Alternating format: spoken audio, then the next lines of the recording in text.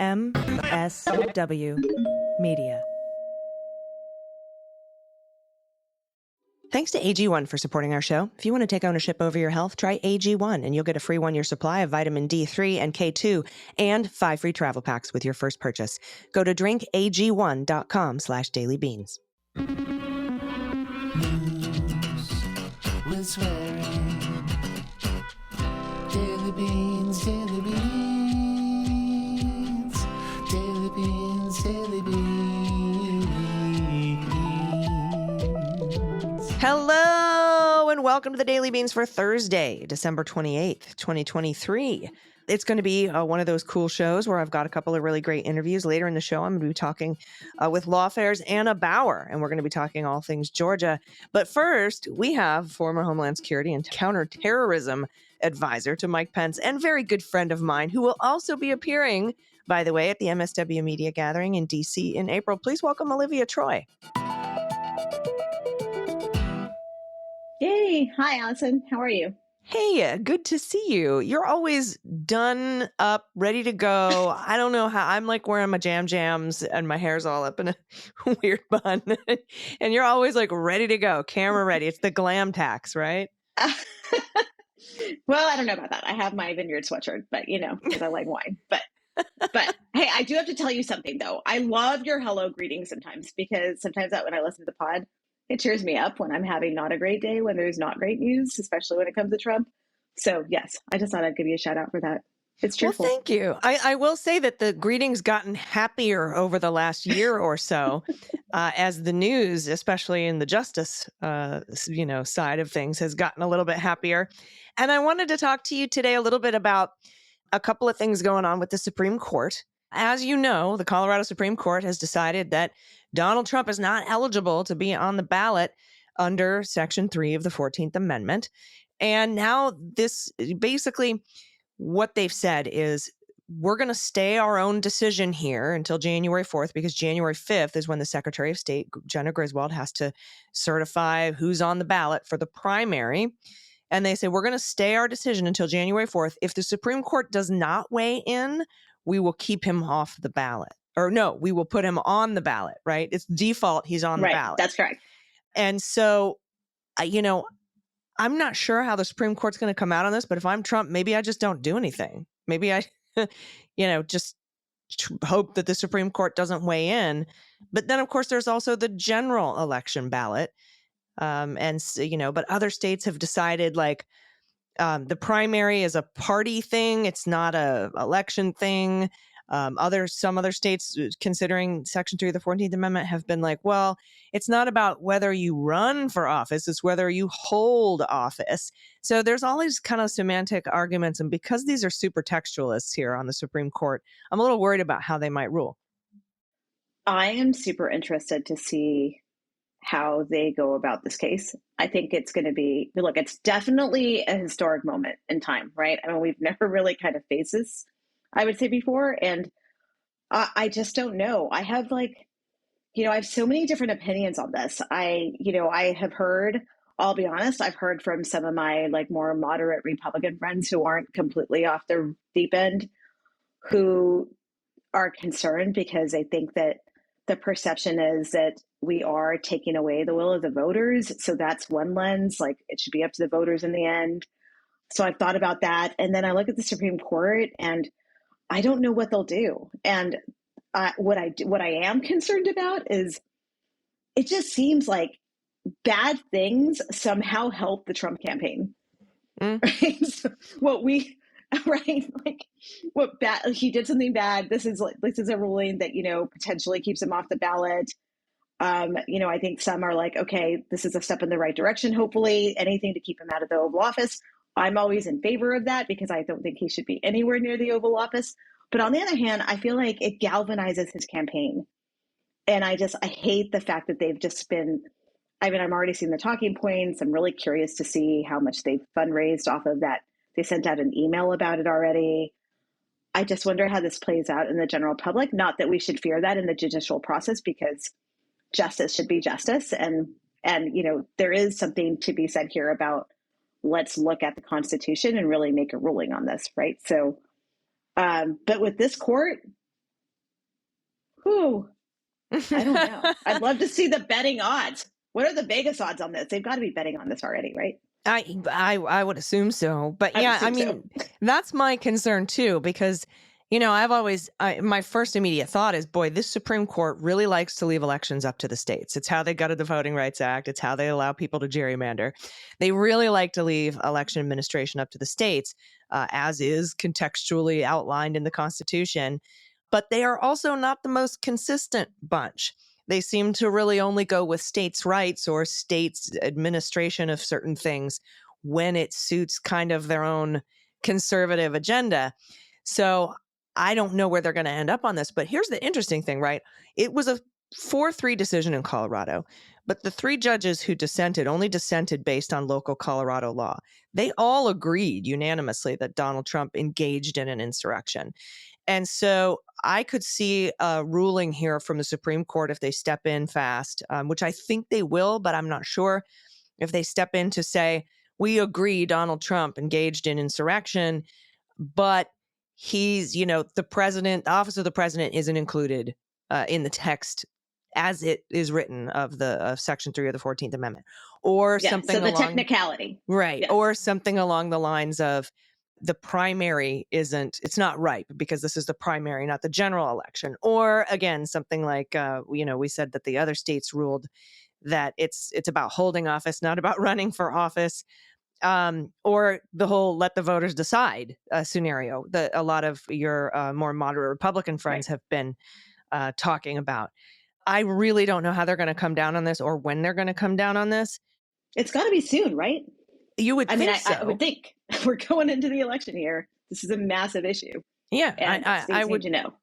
I would think so. And then what that ruling does to other states who might want to keep Donald off the ballot, because if the Supreme Court of the United States rules that the president is not an officer of the United States or whatever, then no other state is going to be able to remove him from the ballot.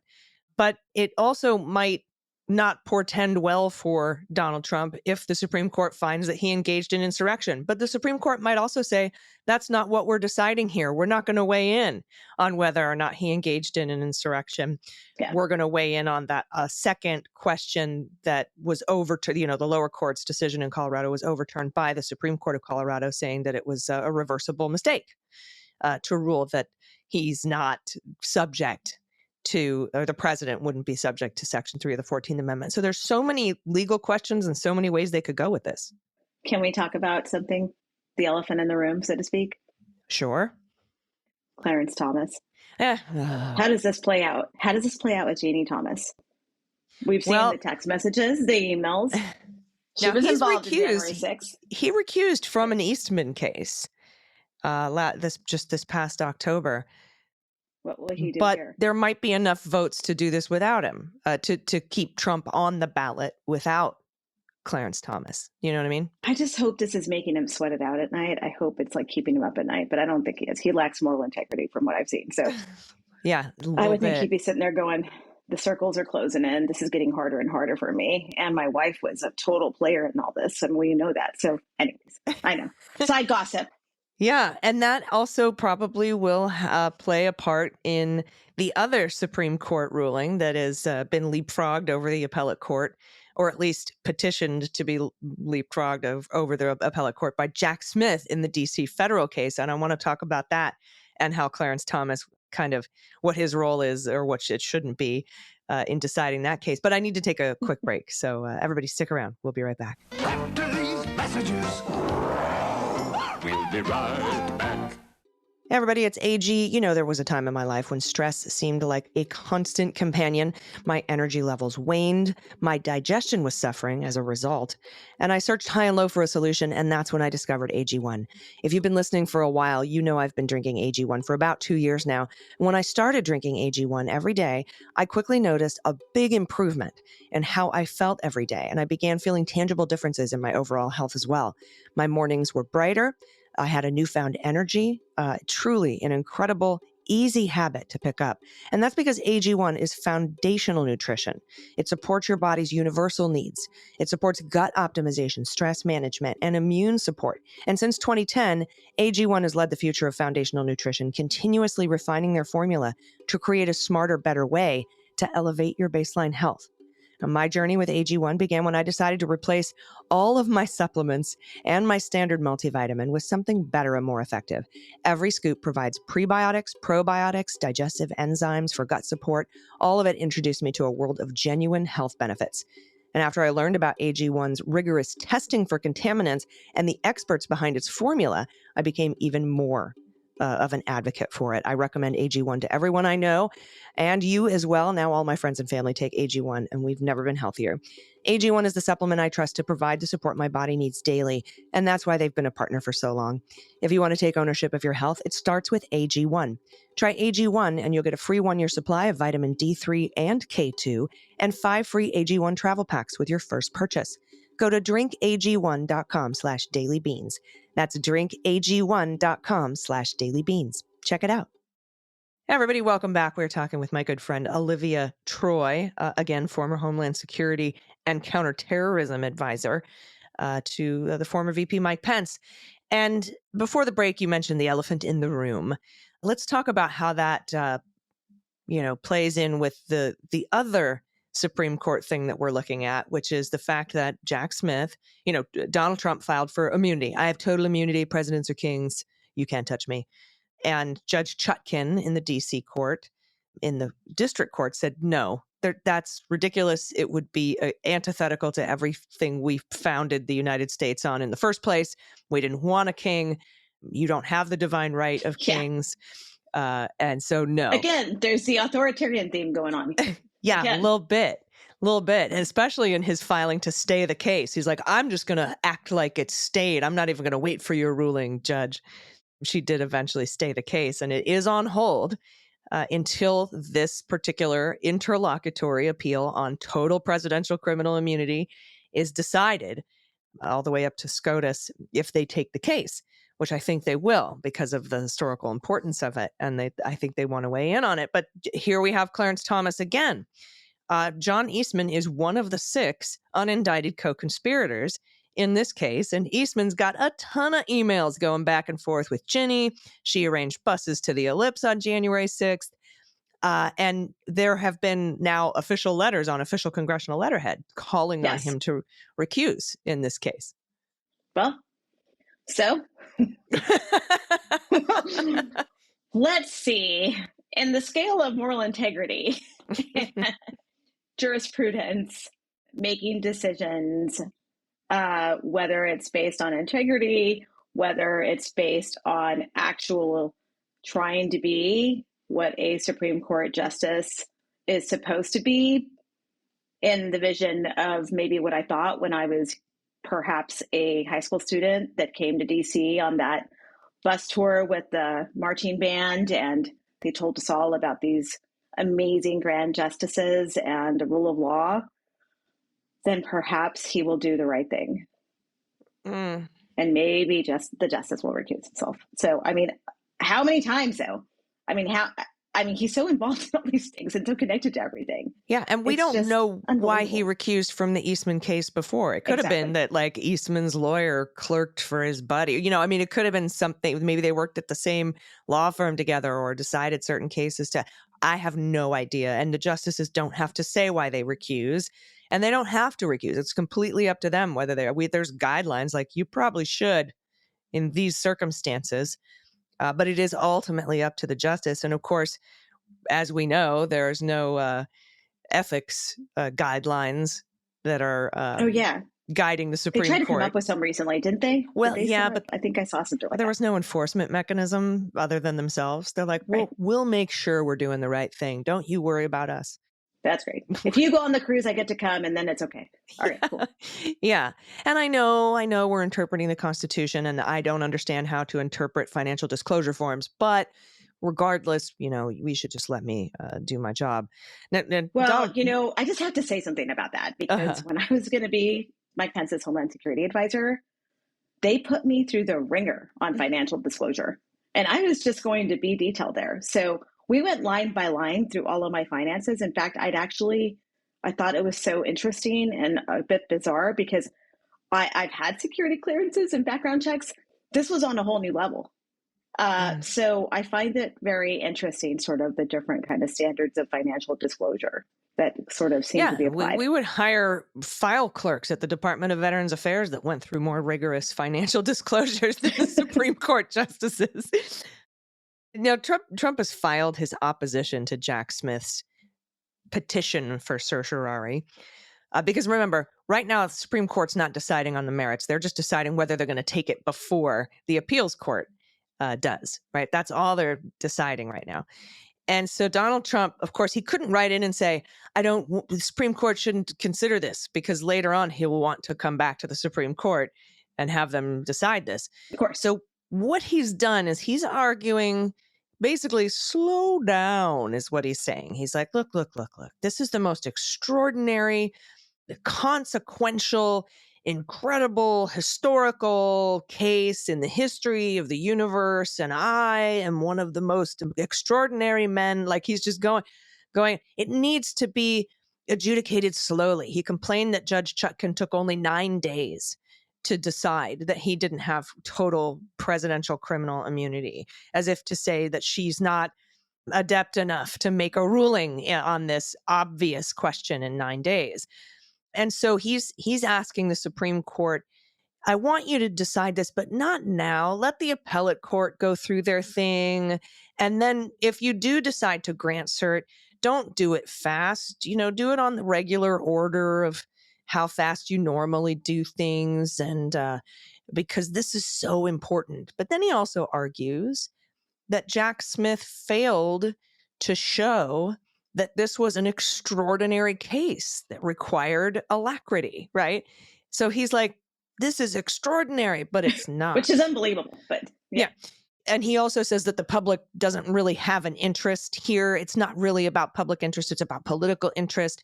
And then, of course, he argues that everything that he did up to and including January 6th is part of his job. It's within the outer perimeter of his position as president, which is honestly ridiculous. But he still has to have an underlying argument here. And so I am now, unlike the other Supreme Court Colorado case, I am 100% sure that the Supreme Court will not grant him presidential immunity in this case. I just don't know when.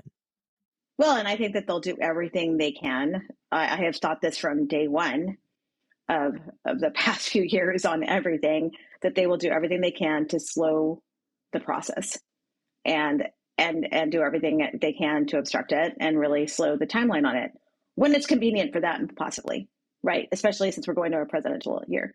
Now, in other things, right, they've been like, expedite. We need to move forward on this, which is so classic Donald Trump and this group of people. But, I mean, the facts are the facts on this case, I think. He knows, everybody in that circle knows that the evidence is damning. And we've got Mike Pence as a key witness to many of these things, and someone that he directly really ordered and directed to get in this whole entire process. And he, at the very end of the day, decided not to. So, I think, man, the Supremes are going to be busy. And I'm not talking about the awesome music group either. It's like going on. And the rest of us, I mean, they have a lot to decide. We're going to nail biting though, because they're kind of they're unpredictable. I mean, they're inconsistent. Between a lot of the things that said, they're inconsistent. Yeah. And that's the problem. That's the trouble, right? Like with Roe, they just threw stare decisis out the window. So they're just very unpredictable. But I am 100% sure that they will not grant him total presidential immunity. That's just silly. That just completely, I mean, Joe Biden wouldn't have to leave office. Well, the precedent that it would set would be insane. Like, Judge Luttig wrote an amicus brief in this with like 24, 25 other officials and politicians going back 5 presidents. and said, hey, forget the whole argument about whether he was within his official acts or even if a president is a king. If you do this, if you grant him immunity, you're basically gutting Article 2, Section 1, Clause 1 of the Constitution that says a president serves a 4-year term. The end. It's as simple as that. If you grant him immunity, we no longer have 4-year terms. Biden can just stay in forever.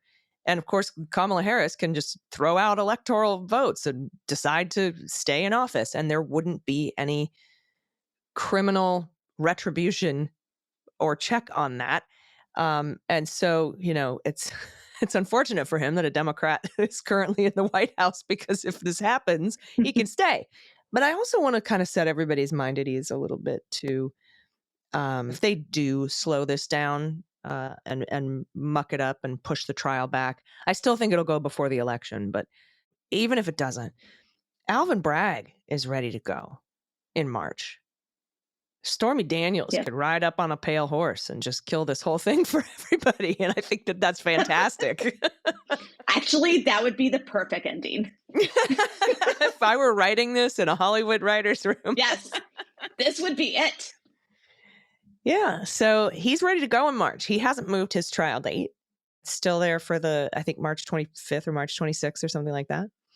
I think that probably this trial, Supreme Court will quash the immunity thing and get that out of the way and say, no way. And then there's going to be another month or two that has to be made up for the stay that's put on now to get through some of the SEPA stuff, because there is actually some classified documentation in this DC case. And, it's basically the classified ICA assessment of the election interference in 2016. Of course, Trump wants all underlying classified documents based on that. He has said in his motion to compel discovery, which is the funniest thing I've read in a while. But even if this does get pushed back, I think we're looking at April, May. And then, of course, we all know that the documents case isn't happening in May. Yeah, we don't see that happening. No. And also, his reliability with classified documents is he doesn't have the best track record, as we know. So, and what are your thoughts about that as a counterterrorism expert? Because it has to have chilled our partnerships with Five Eyes and other folks and other agencies around the world.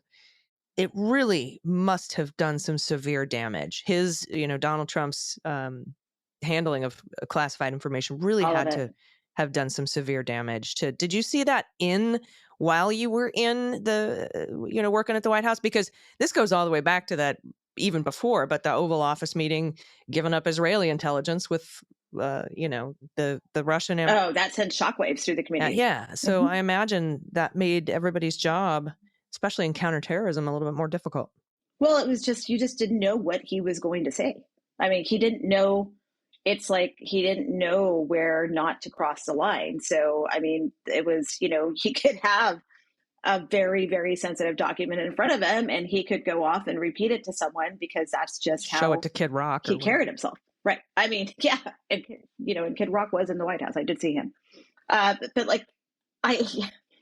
So was Kanye. But anyways, that's a different story for another day. But I just think, I think it's just so, it's just so embarrassing as well. And it's so damaging on an international scale because I think it also damages us in our status with the community as well, right? Can you imagine what must the Brits be thinking? We coordinate with them on a lot of things. We have such a close partnership with them. And I can only imagine what the British intelligence services must be thinking of what information is in those operations that implicates us and other partners. That is why it's so scary. I can't imagine especially this Russia raw intelligence finder that I just can't get over. I know a lot of people aren't talking about that, but I can't tell you how disturbing it is because that is the most sensitive of sensitive information. And it just seems like nobody knows where it is, right? Whether it's in Mark Meadows' fireplace, in the ashes, in the embers, whether it's in Putin's office now. But just thinking about all the different international partners that are wondering, are our people in danger? Are our operations now derailed because our information, our sources and method, the way we collected the information and who we did it with. That's all out there potentially. That's what's in documents like this. And it's just unbelievable, because how would you ever trust us again? I mean, I think, Biden has, obviously tried to boost our credibility, but for long-term relationships and some of these operations, it took so many years to really establish. There's got to be doubt, right? And they're looking at us like, America, like, you're better than this, we thought. Right. But he remains the front runner on the GOP side. So that makes it, I think that's the other layer of this, right? Is that they're watching this, they've seen what happened, they've seen how they mishandled classified information, and yet they're also watching him still remain in the picture. So I mean, it's just on many levels. That it takes my breath away, because I interviewed Miles Taylor on C-SPAN Book TV, and he has this whole thing in his book about the price of dissent, right? The price of coming out and talking. And he gives this real basic Econ 101 lesson. He's like, how do you lower the price of dissent? You increase the supply. So I am calling on all my Republican colleagues. Yes. Speak out. Jessica Denson got the NDAs lifted. So everybody talk, tell us. And we have a handful. We've got you, we've got Liz Cheney, we've got a handful of people who are willing to speak out, but it's not nearly enough. And the fact that he's now pulling Mein Kampf shit during rallies over and over again, and awful. Doubling down on it. Frightening. And still the Republican Party is enraptured. I don't understand it. Well, and to your point, these the things that he has been doing, especially more recently in these rallies, is so incredibly dangerous, because it's also creating a following of those philosophies on a whole different level, right? And so there probably are people in these rallies who have no idea what he's really talking about, but they're going to go and they're going to follow that, and they're going to parrot it, and they're going to repeat it, and they're going to follow in his footsteps. And that is what's so fundamentally dangerous, right? Just his statements. I don't even want to repeat them about immigrants. We've seen what that leads to. We've seen that anti-immigrant great replacement theories, things like that. Those comments have been cited by shooters, and they have been posted on social media right before they carry out an attack, whether it's the Pittsburgh synagogue, whether it's El Paso, the Walmart, Buffalo. I mean, we know that this has real consequences, and yet there he is, and he has one of the biggest microphones, and he every day goes out and pushes this out, and he's doubling down on it. It's only getting worse. Yeah, and that's going to be used as evidence against him in the DC trial to show intent, that he knows that this is the kind of violence that follows his rhetoric and does it anyway. Oh, he knows exactly what he's doing. Oh, I mean, yeah. They could put, probably not Kash Patel, because he's not known for his truth-telling, but they could put so many people that have worked in his inner circle, especially around him, his cabinet and everything. And they all know that he is calculated in what he says, and they know what happens when he says things. We've watched it. Well, hopefully he will be a convicted felon, hopefully before the Republican National Convention goes off on July 15th. Those are my hopes. I hold those hopes, and we'll see what happens. But thanks for joining us today. I look forward to seeing you in April for our thank you celebration to our patrons. It's going to be great to see you again. Thanks for having me. And I'm excited. I'm excited to meet people. They're seriously, our listeners, the coolest of all.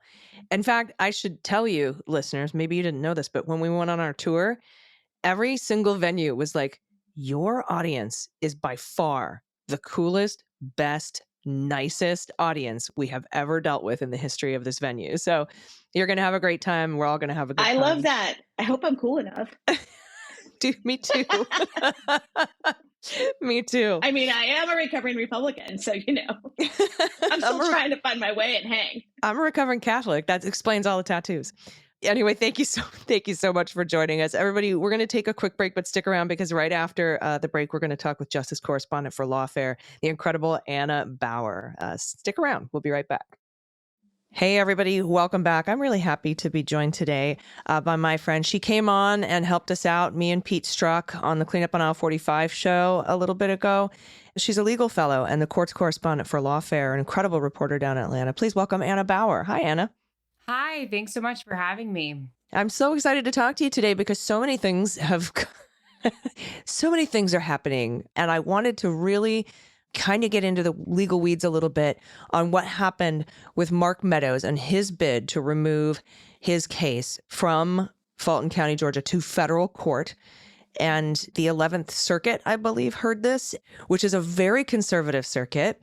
And Judge Pryor, who is the chief judge of the 11th Circuit, who is a very good buddy of Clarence Thomas on the Supreme Court and a very conservative judge at the 11th Circuit, wrote the opinion. I wanted to get your thoughts on how the hearing went and kind of after we sort of, after I was following what was going on your Twitter feed with the hearing, I was like, there's no way that this is going to get removed. And that's basically what happened. Talk a little bit about it.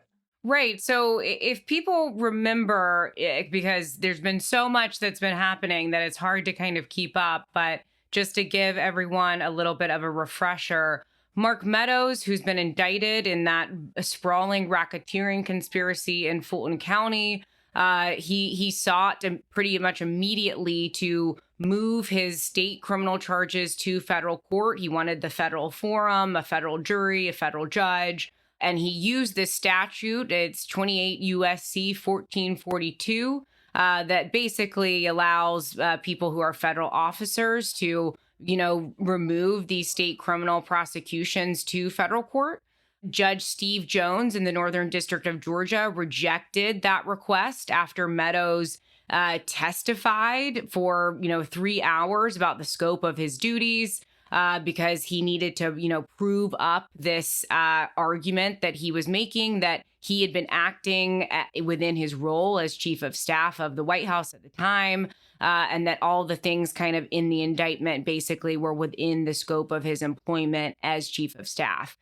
Judge Jones said, no, you weren't acting under the color of your office. I basically sent him back to state court.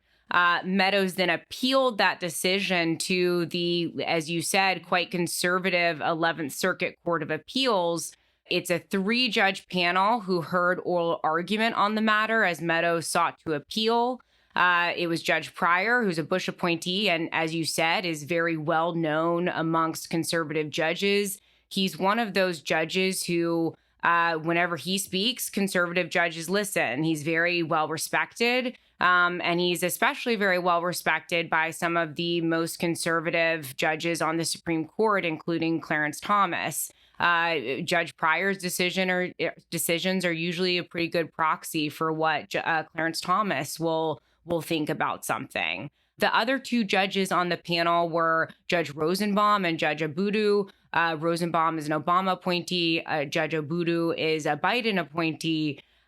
So we kind of had, a mix of judges there across the, ideological spectrum. But they came together on this decision and had a unanimous decision in which they agreed with the district court judge saying that Mark Meadows cannot remove his state criminal case to federal court. What's interesting, though, is that they came to a slightly different reason why. Their primary reason that they made that was not something that the district court judge decided is that the statute just doesn't apply to former federal officers. So people like Meadows who have already left federal office. They made the argument that, in fact, if you read the text, they had this kind of, really textualist perspective, saying that if you read it, it doesn't say anything about, officers who have left their federal office. It is just, people who are currently in federal office who are prosecuted and then could remove the case to federal court. But importantly, they also went ahead and set out some alternative grounds. And in that respect, they agreed with Judge Jones, saying that Meadows did not act within the scope of his office. They said that, challenging valid election results and campaigning on behalf of your boss is basically not within the scope of the duties of chief of staff. And that's a really, really important signal coming from Judge Pryor, who wrote the opinion, because, again, he is one of the court's most staunch conservatives. So it's something that I think Mark Meadows, we don't know yet if he's going to appeal to the Supreme Court. He very well could.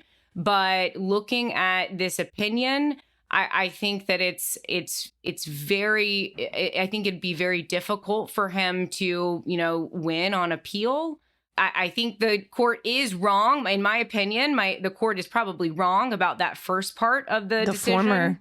The former officials. Right, because it kind of goes against the whole policy reasons that the statute was enacted in the first place to, guard against chilling the, functions of a federal officer who, is worried maybe about a state court prosecutor prosecuting them for carrying out unpopular federal laws. But I still think that having the fact that they put in those alternative grounds saying that, well, in any case, it doesn't matter because Meadows acted outside the scope of his duties.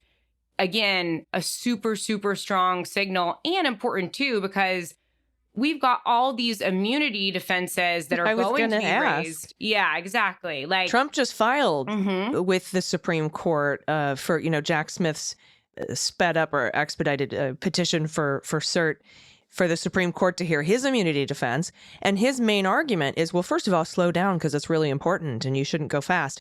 But also saying that I was acting within the outer perimeter of my duties. And for Pryor, who's a friend of Thomas, very respected by the conservatives on the Supreme Court, to say, even if you disagree with me saying that this doesn't apply to former officials, you as an executive branch employee have nothing to do with administering elections. And, that's up to the states. And then further, with the Colorado Supreme Court ruling saying that states have to decide their own administration of elections, that's also going up to the Supreme Court. So they're all sort of kind of integrated into this Meadows ruling that comes written by Pryor about the fact that electioneering is not within the scope of your job as an executive branch employee. You don't even have to take the additional step to say overthrowing the government isn't part of your job. You have nothing to do with elections, with federal elections. Those are administered by the states. So that bolsters the Colorado argument. So I think has implications far-reaching beyond just not letting Meadows have his, case removed to federal court. Right, exactly. And remember that the kind of issues you've just discussed are the ones that have already been raised. But in Fulton County, we expect that there will be a very similar, presidential immunity motion raised by Steve Sadow, Trump's defense counsel.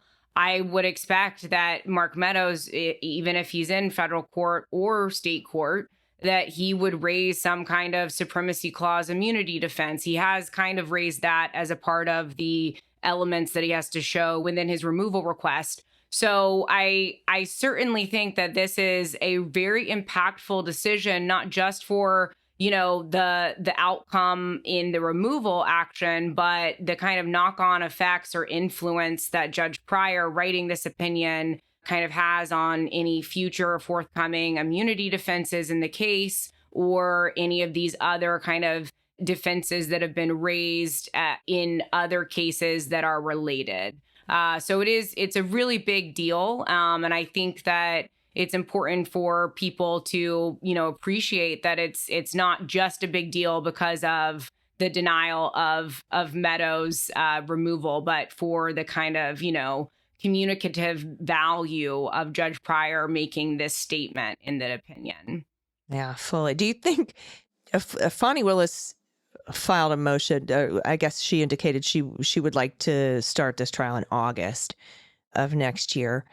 We don't know what's going on with the May documents Mar-a-Lago case, but it's probably not happening in May. Um, and so maybe that sort of puts everything on hold. But she also indicated, I think, earlier this week that she's willing to go sooner.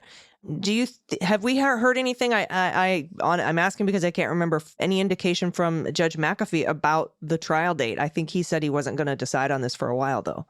Yeah, he has said that it's not time that he needs to decide this question.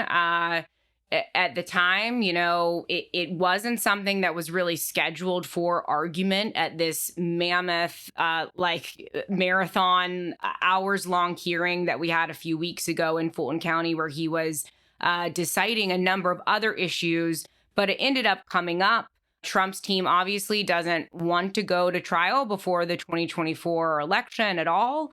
And then Fani Willis suggested August, even though they'd previously suggested March, but the January 6th federal case and then also the documents case has kind of changed that schedule. So they asked for August. In my view, I think that they kind of missed an opportunity to go ahead and lay the groundwork with Judge McAfee at that hearing of saying, we want August, but there's all these signs and indications that the federal cases might have a little bit, there might be some flexibility or some delays there. So if we can, maybe you should wait it out. We'll see what happens. And we're ready to go in March or in April or May or whatever, if we can. I don't know why they didn't do that. And it may be that because there's some concern about, the Fulton County indictment was the last indictment that came about. And the federal cases, if Fulton County starts presenting its case before the election, they estimate that the case in chief will take 4 months. That doesn't include jury selection. And that also doesn't include the defense's, rebuttal evidence. So there may be some concern amongst Fulton County prosecutors that if they ask to, go ahead and go forward while these other cases are being delayed, it could actually end up affecting if any of those federal cases go at all before the election. And just kind of, so there might be a propriety kind of thing there where they want to respect the fact that these other indictments came first, that it's, the federal government, like that kind of thing might be going on behind the scenes. I don't know.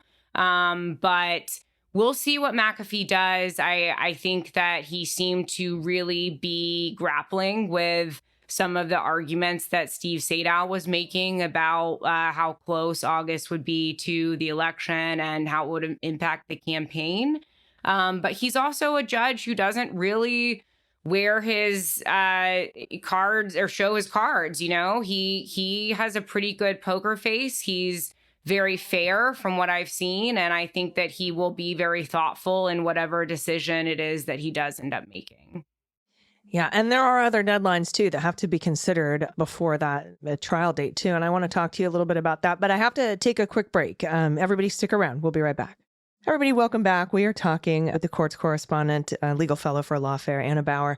And I mentioned before the break, I wanted to talk about another deadline, and that's the plea deadline, because I think that that's really important. Fani Willis has said she expects the number to be whittled down and there might be more plea agreements. And she said that we usually see those more after all of the pretrial motions have been exhausted and, people can't get out of whatever it is, get their, case dismissed or et cetera.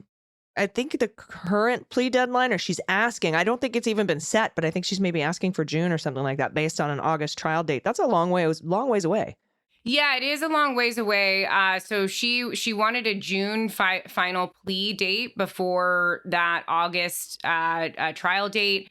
And the idea is that is the last kind of date that there could be a negotiated plea. So in Georgia, you can have negotiated pleas. That's where, either the prosecutors go to the defense or the defense go to the prosecutors. They work it out. They come to an agreement and then they go before the judge and say, Judge, we've come to this agreement. Like, we hope that you accept this agreement we've worked out, blah, blah, blah. And then another thing you can do, though, is that you can just as a criminal defendant, you can go into the judge and say, I want to plead, and, make your case as to why the judge should give you X sentence or Y sentence, and just hope that the judge kind of, is sympathetic to your case and that kind of thing. So the idea behind this final plea date would be that this would be the last date that they could enter any negotiated pleas, and that after that date, the state would, if there was any kind of thought by the defendants to just go without a negotiator and go before the judge to ask for a plea, the idea would be that the state would then recommend the maximum sentence under the law.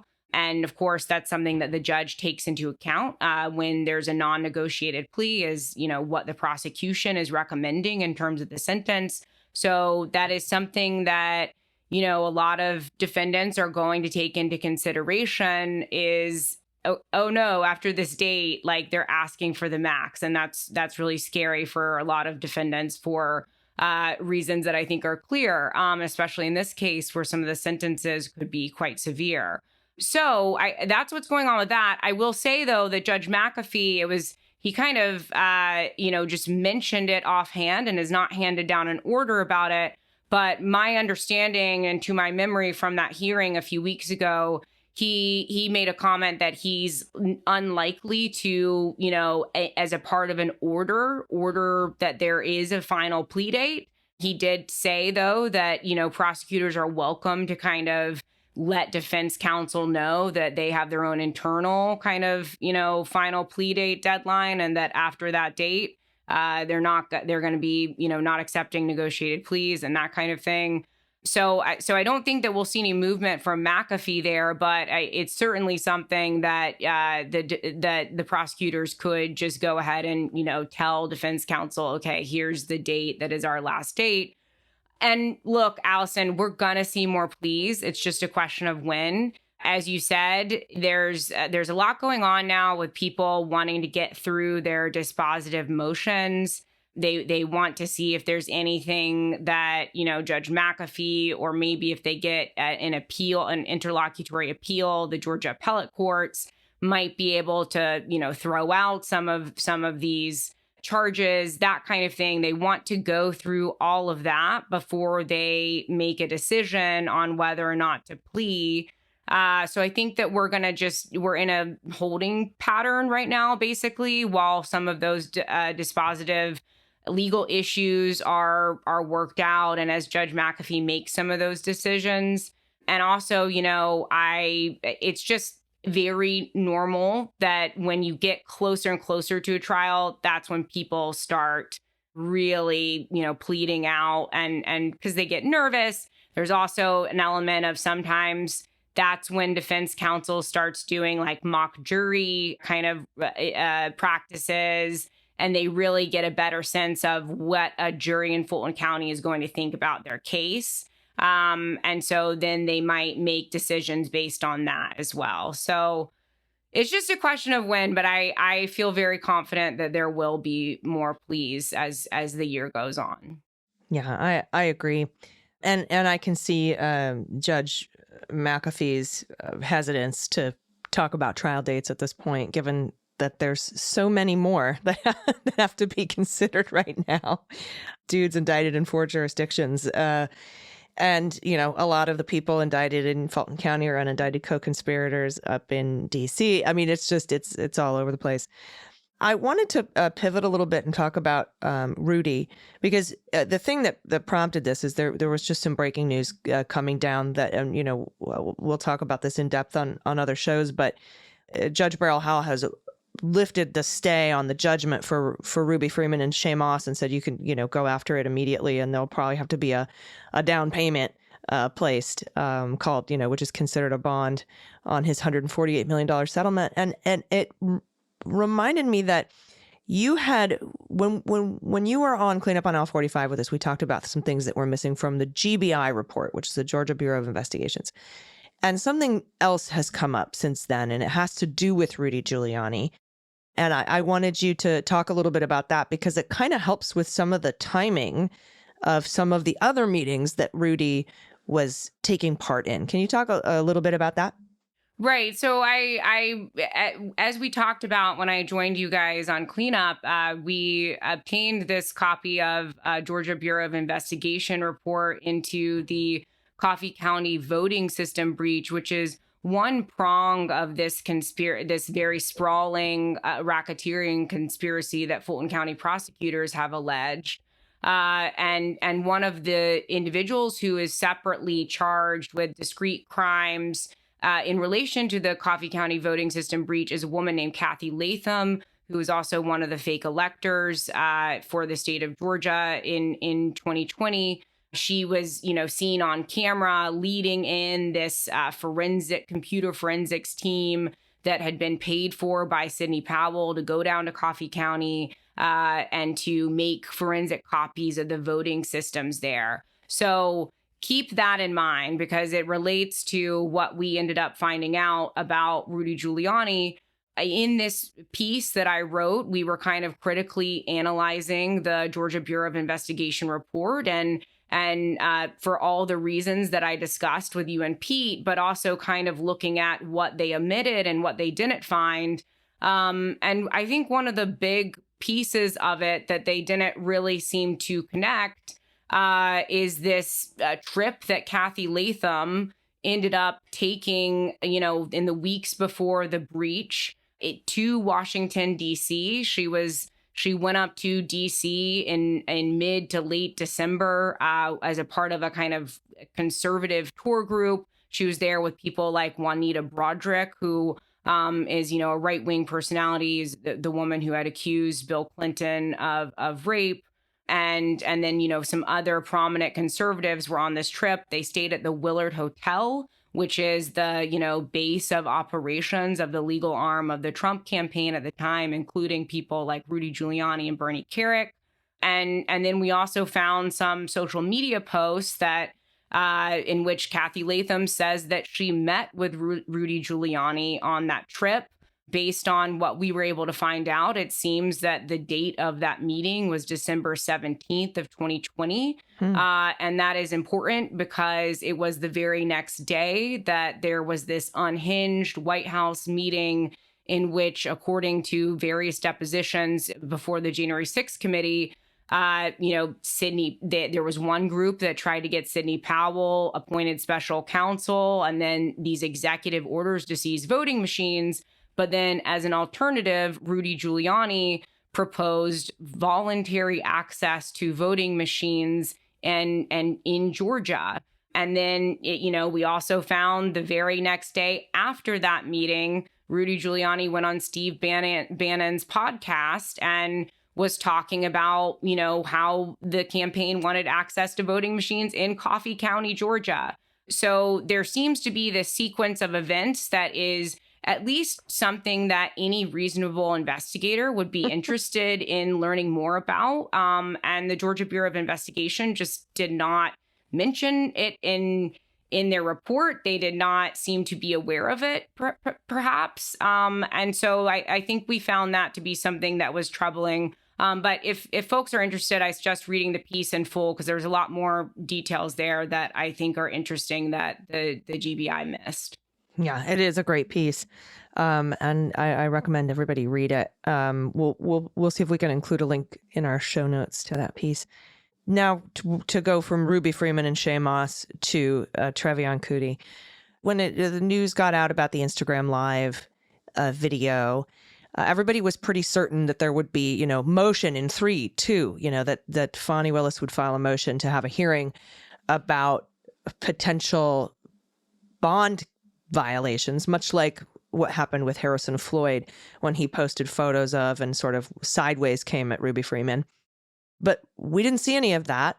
And Fani Willis, I believe in an interview, said the DA is patient when asked about Travian Cuty. And now Travian Cuty's lawyers, just hours after she posed, given the middle finger with Jacob Chansley, in Scottsdale at their Am Fest or whatever the fuck that is, her lawyers dropped her in Fulton County. Now, I personally have seen lawyers drop clients, not personally, but like as I've been following the Trump chronicles for the last 6 years. Either they're thinking about cooperating and they need a new set of attorneys that are better at that kind of a thing, or they're going to, or plead, or maybe new charges are coming. So they need a different kind of lawyer. You know what I mean? Like a different flavor of lawyer because the case is about to change. Or sometimes the client is just a huge pain in the ass, or they don't pay, like Rudy, like he's lost 1 million lawyers because he doesn't pay his bills. What is your sense of what's happening here with the Travian Cuty situation? Yeah, it's a good question. I mean, I get the sense there's a reporter who's been covering the Fulton County case for the Messenger, who in this Messenger article, they were able to get in touch with Travian Cuty's attorneys. And they had some really great reporting and quotes in there from the attorney who seemed to be implying that it was more of a client management issue.